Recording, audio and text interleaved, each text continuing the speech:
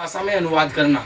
तो हम अगर किसी वाक्य को, किसी सेंटेंस को हिंदी में अगर सोच रहे हैं तो उसको इंग्लिश में कैसे तब्दील करेंगे, कैसे परिवर्तन करेंगे, तो चलिए देखते हैं। अगर बच्चों आपको किसी हिंदी वाक्यों के अंत में ऐसे dot dot dot dot dot ना है आता है, जैसे उदाहरण के तौर पर मुझे दिल्ली जाना है, मुझे बच्चों को पढ़ाना है, मुझे आपसे बात करना है, आपको मेरे घर आना है, इस प्रकार के अगर सेंटेंसेस आप अंग्रेजी में बोलना चाहेंगे तो कैसे बोलेंगे, किस स्ट्रक्चर के सहायता से आप बोलेंगे। तो देखिए उसका स्ट्रक्चर क्या होता है। तो स्ट्रक्चर का शाब्दिक अर्थ होता है बच्चों बनावटी, यानी संरचना।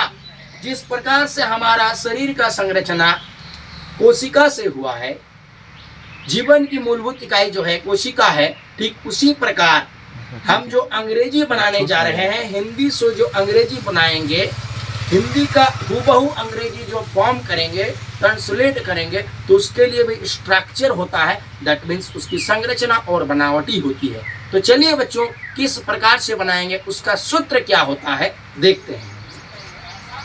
सबसे पहले मेरे प्यारे बच्चों एस यानी सब्जेक्ट, सबसे पहले आपको सब्जेक्ट लिखना पड़ेगा। सब्जेक्ट के बाद has oblique have +2 plus verb 1 plus object then full stop. इस स्ट्रक्चर के सहायता से आप हजारों सेंटेंसेस का निर्माण कर सकते हैं मेरे प्यारे बच्चों।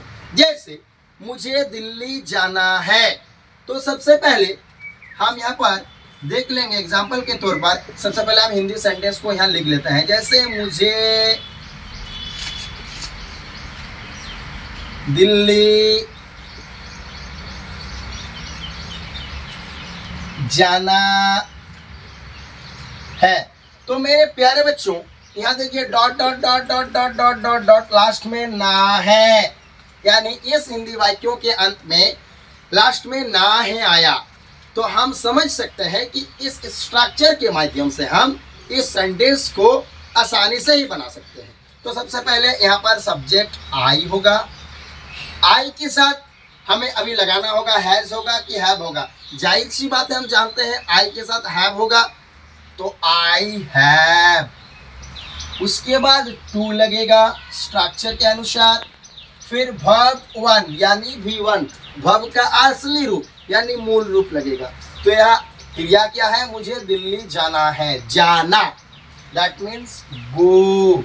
B1 अब कहाँ जाना है, दिल्ली जाना है। तो दिल्ली हिंदी में होता है, अंग्रेजी में आपका दिल्ली होता है। तो जहाँ स्थान परिवर्तन हो रहा है तो यहाँ पर हम टू लगाएंगे। I have to go to Delhi, D यहाँ पर कैपिटल होगा, DELHI देन फुल स्टॉप।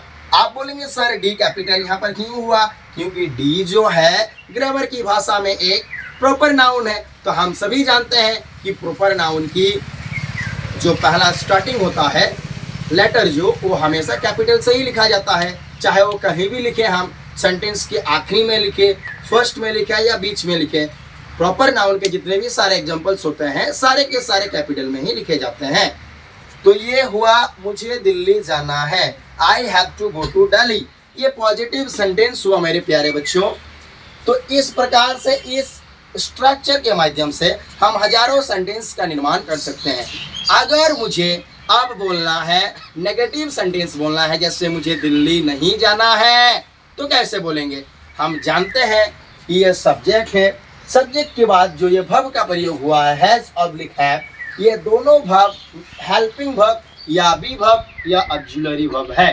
तो हम सभी जानते हैं कि अगर नेगेटिव सेंटेंस का निर्माण करना चाहते हैं तो ये जो हेल्पिंग वर्ब होते हैं या ऑक्सिलरी वर्ब होते हैं या बी वर्ब होते हैं, इसके बाद हमें नॉट मेंशन करना पड़ता है और जैसे के तैसे हम बना देते हैं। जैसे मुझे दिल्ली जाना है, इसी सेंटेंस को हम अगर नेगेटिव तौर पर कहना चाहेंगे, मुझे दिल्ली नहीं जाना है, देन हो जाएगा I have not to go to Delhi.